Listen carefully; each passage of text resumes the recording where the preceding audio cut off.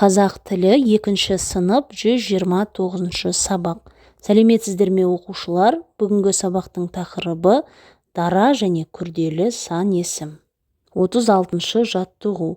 Екі бағандағы сан есімдерді салыстыр. Бірінші бағандағы сан есімдер 6, 7, 8.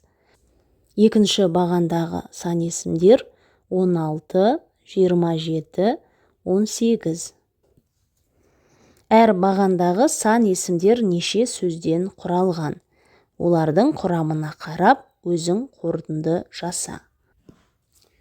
Бірінші бағандағы сан есімдер 6, 7, 8. Бұлардың әрқайсысы бір сөзден құралған. Екінші бағандағы сан есімдер 16, 27, 18. Бұлардың әрқайсысы екі сөзден құралған. Қорытынды. Бір ғана сөзден жасалған сан есімдер дара сан есімдер деп аталады. Екі немесе одан да көп сөзден жасалған сан есімдер күрделі сан есімдер деп аталады. Балалар, ережені есте сақтаймыз. Сан есім дара және күрделі болады. Дара сан есім бір сөзден құралады.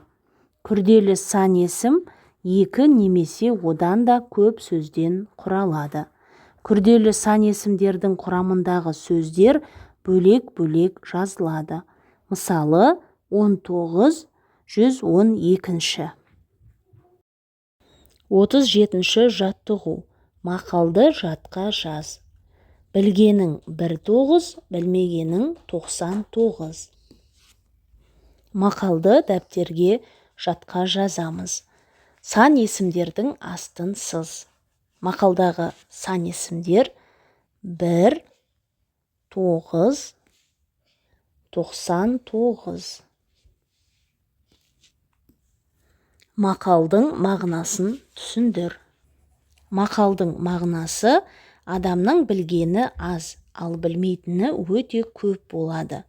Сондықтан үнемі ізденіп, оқып, жаңа нәрсе үйрену керек деген мағынада. 38 жаттығу. Көп нүктенің орнына тиісті сөзді қойып, өлеңді көшіріп жаз. Ата мекен, байтақ екен, жерінде кен. Шығармашылық үзіліс. 39 жаттығу. Балалар демалыс күні тауға бармақшы болды. Сол сәтте оларға хабарлама келді.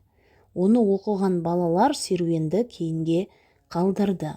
Қандай хабарлама келді деп ойлайсың? Балаларға ауа райының қауіпті болатыны туралы хабарлама келген деп ойлаймын.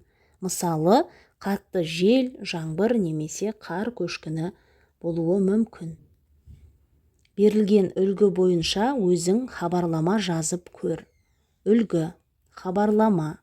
Демалыс күндері тауға серуенге шығуға болмайды. Қар көшкіні жүру қаупі бар. Ауа райын зерттеу орталығы. Осы үлгі бойынша хабарлама жазамыз. Хабарлама. Ертең таулы аймақтарда қатты жел мен нөсер жаңбыр күтіледі. Қауіпсіздік үшін тауға шығуға болмайды. Ауа райын зерттеу орталығы. Осылай хабарлама жазуға болады. Балалар, осымен бүгінгі сабақ аяқталды. Сабақ түсінікті болса, міндетті түрде осы видеоға лайк басып, арнаға тіркеліп алуды ұмытпаңыздар. Келесі сабақтарда кездескенше.